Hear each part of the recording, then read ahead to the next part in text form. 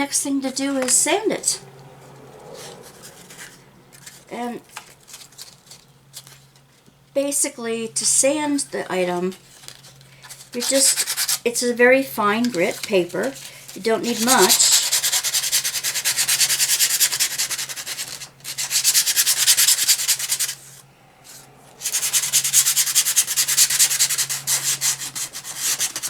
You just sand it lightly till the surface is smooth again. If you brush your hand over one side, it'll be rough and nubbly, and the other side will be smooth. So you'll see it right after you do it. And you don't have to do it much. It's just a light, very light sanding. You're not even taking any paint off when you do it. I can feel one spot I missed. Beautiful. Beautiful, beautiful. I don't need to go around the sides. I'm not planning on putting beads around the edges. Maybe the crosses, but it goes very quickly.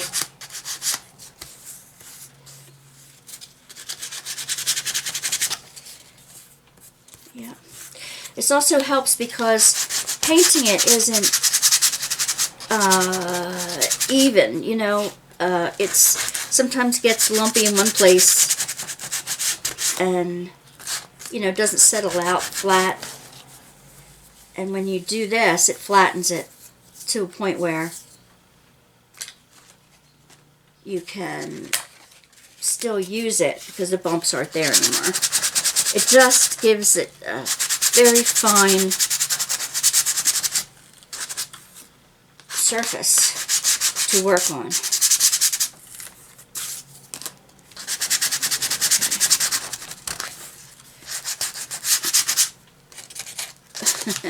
If I've gotten any pencil marks or anything on it, it will take those right off as well. The only thing I will need to do is take a screwdriver or something and go through the hole that I made. That's one thing I didn't transfer onto the paper. Oh, I will have to do that.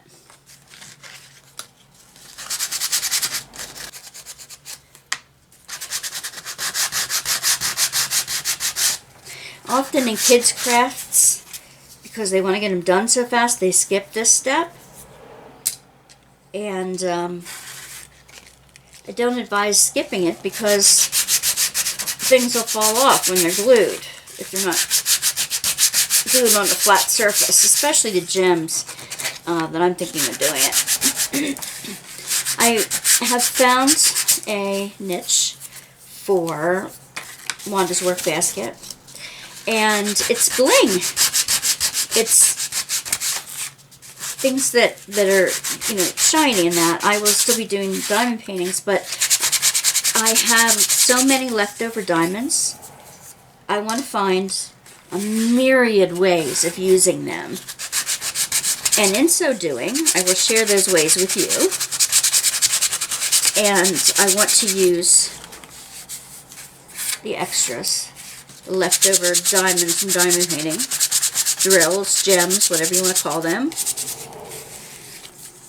I want to use the leftovers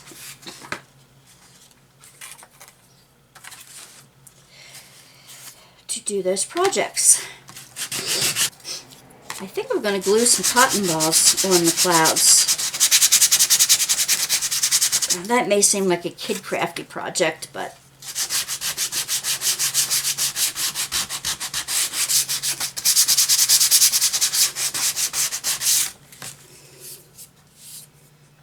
that purple needs to be going over again. I do. And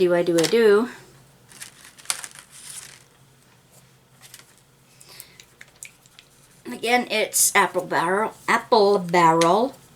It's either Walmart or Joann brand.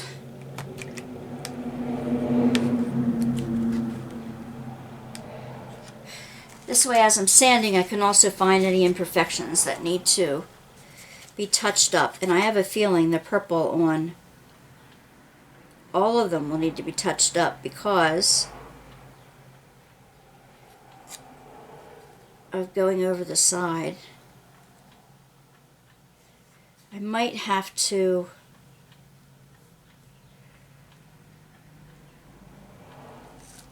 go over the side of this too. Trying not to get any on the opposite side here. So let's do it this way. I found if I put the tip of the brush on the side that I don't want painted over, I don't get that extra paint blobbing. I don't have to redo that. You have to be very careful with it. There. Oh, not bad. Alright, you're going to have to dry before I can sand you again. Get this out of the way. I have a feeling I'm going to need it again.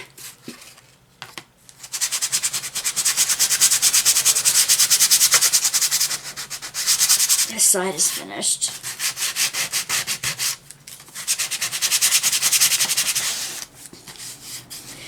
The difference between the sponge brush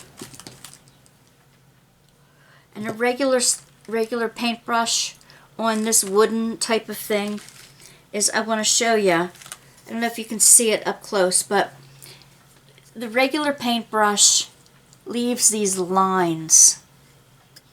I don't know if you can see the lines. The brush strokes. Whereas a foamy brush doesn't leave any brush strokes. This is on porous wood. You know, on wood that absorbs a lot of paint. So as it absorbs the paint,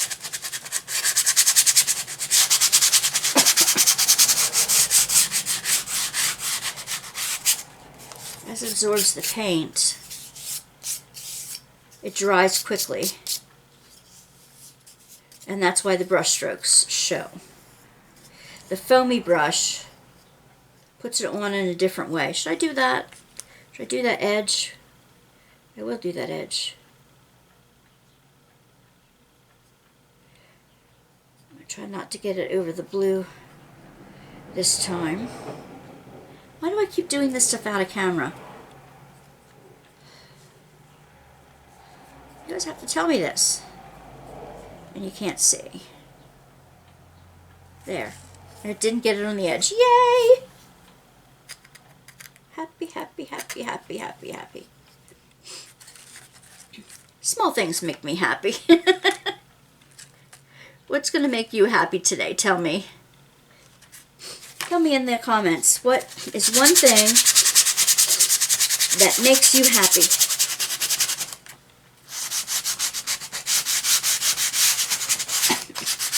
I could list a bunch of things. Like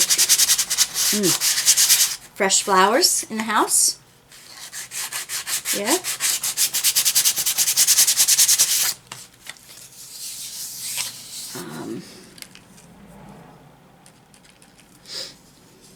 A quiet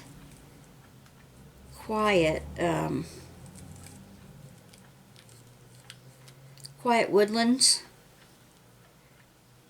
without the sound of traffic. You just hear the birds singing, and right now the cicadas buzzing. They'll be along soon. They'll be gone soon. They mate and die. They mate and drop their eggs and die. And then the new generation is in the ground for 17 years before they come out again. Oop, got it along the side, so what I'm going to have to do is this again. You see how I'm edging it? The tip of the paintbrush pointed toward the edge that I do not want the color over. I want this side to remain pure blue. If I do it with the other edge, I get the blobbing over, you know.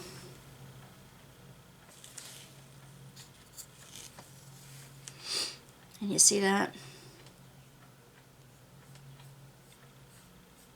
Very, very gently. So they'll have to dry before I can sand them another time and use them.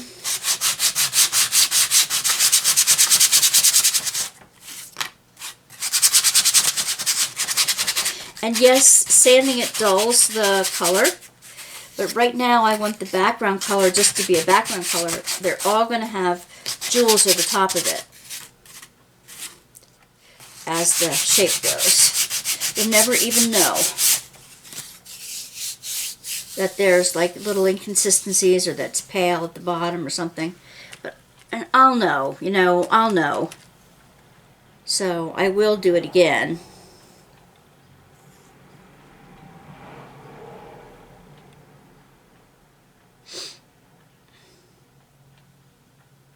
Something like that orange on the yellow, I don't like.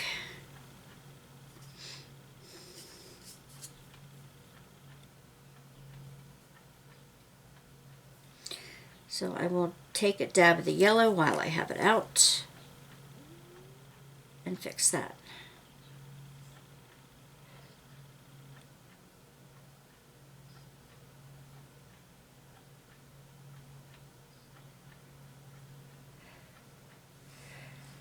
I think one of the most difficult things about crafting for me is that I want to get it done. I want to get it done right away. I don't want to have to wait. The next one, and I do want to make a pattern for these. And this is what I was talking about, the little stands. There's a hole in the bottom. I put this in the hole. With the paint there, I have to... that's how it stands. So. Nice. Nice, nice, nice. Alright, now. Round 2.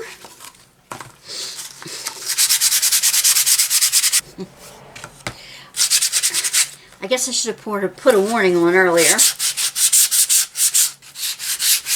that if you do not like the sound of sanding,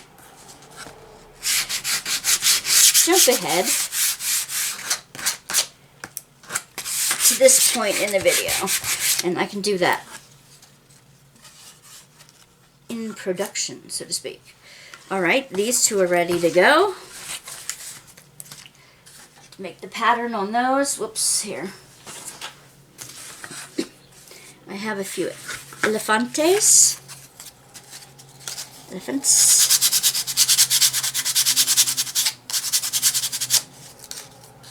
There's an ear thing here that came with the pattern. See it? You can see it better. You can see it better in this one. Yeah. I painted over it on one side. Or maybe it didn't have it on that side, I don't remember. But I'm going to, on both sides, I'm going to make a black permanent marker outline on it. Now these have had 2 coats of paint on each side and dried in between.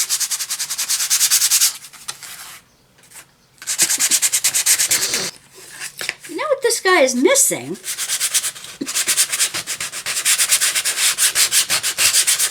You know what these elephants are missing?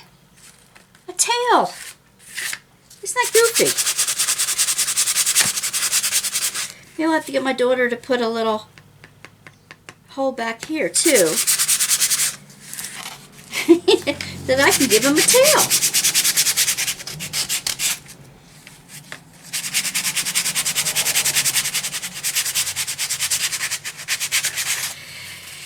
And yes, I made this part gray instead of white because I'm not sure if it's going to be a tusk or a mouth.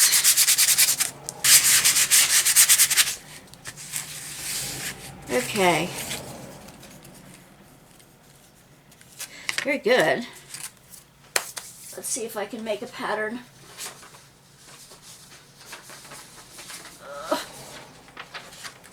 Out of the Ellie's. Disa over.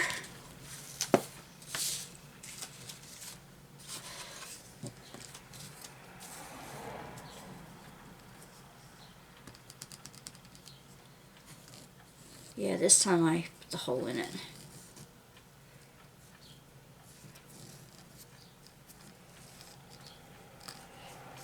Short legs. Alrighty then. Yeah. Two this way and then do a bunch the other way.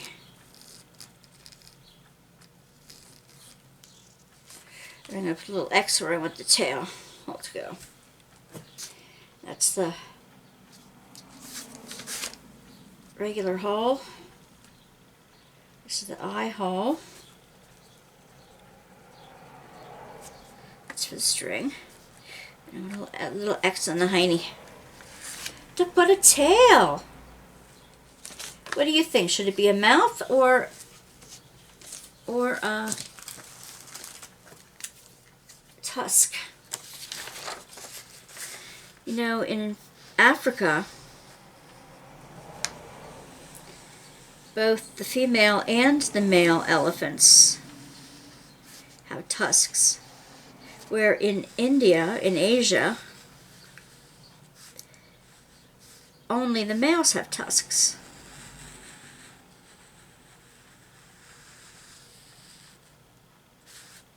I've always fancied I was an African elephant. It's my talisman anyway, you know what I mean? It's my spirit animal, whatever you want to call it. And I know that's outside of Christian theology. But if I had to choose, it would be her. Because she has tusks, therefore she can also remove barriers. She's a mother, a matriarch, meaning the women are leaders of the pack. The oldest woman is the matriarch, and she knows the way. She leads the group of women and children. Leads them to water, leads them to shelter, keeps them protected and safe as she can. Make sure the babies stay in line, all the babies. And keeps the males out. Keeps predators away, keeps the males out.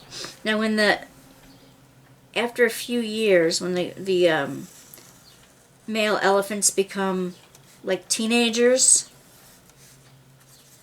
the matriarch will kick them out of the herd. And males live on their own out in the bush until it's time to mate. Then the matriarch will let a male or two in, because obviously you have to have more babies. But she will not let them travel with the pack. She'll let them mate and chases them away.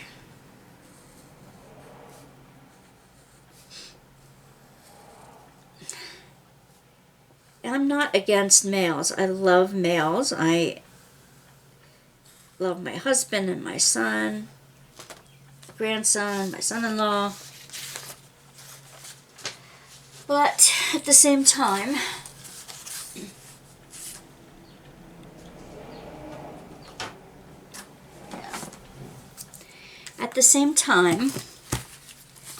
men can be a nuisance.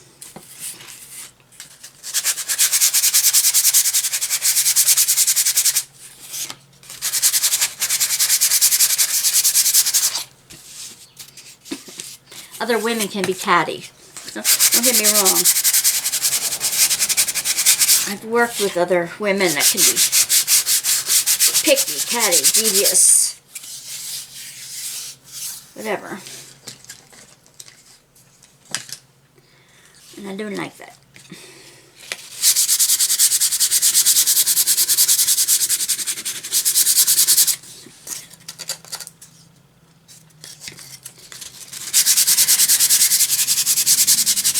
Yeah, women have to stop competing with each other.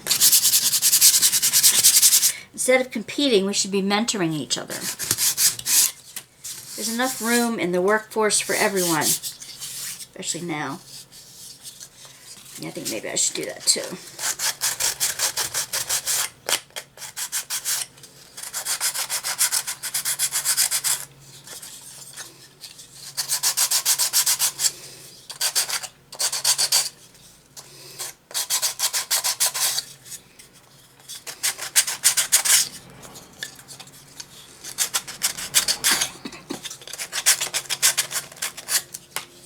Where's the plug? I don't want to lose the plug. The little piggy bank.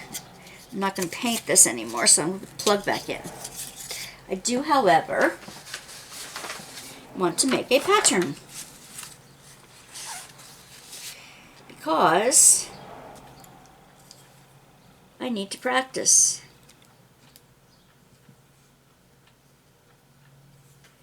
I need to just trace around it. Piggy tail.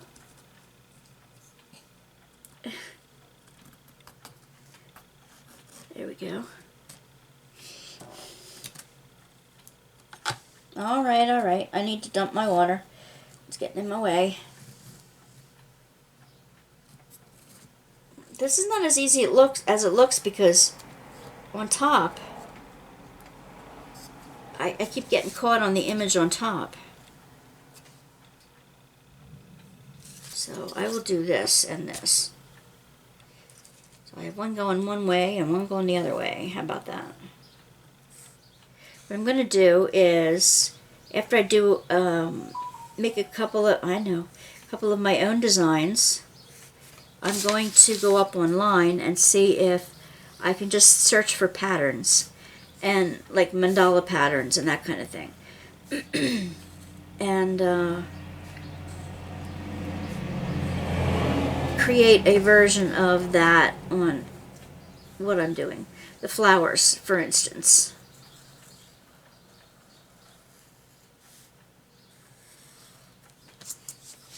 Okay, there's my piggies. Alrighty then. Well, that's it for today. The next step would be, like I said, the tracing of the patterns, and then messing around with the gems on the patterns, and then gluing them on. So, join me next week for Crafty Thursday, and I will go through them step by step with you. Alright, thanks. Bye. Have a fantastic week, and I will talk to you later. Don't forget to like and subscribe. Bye.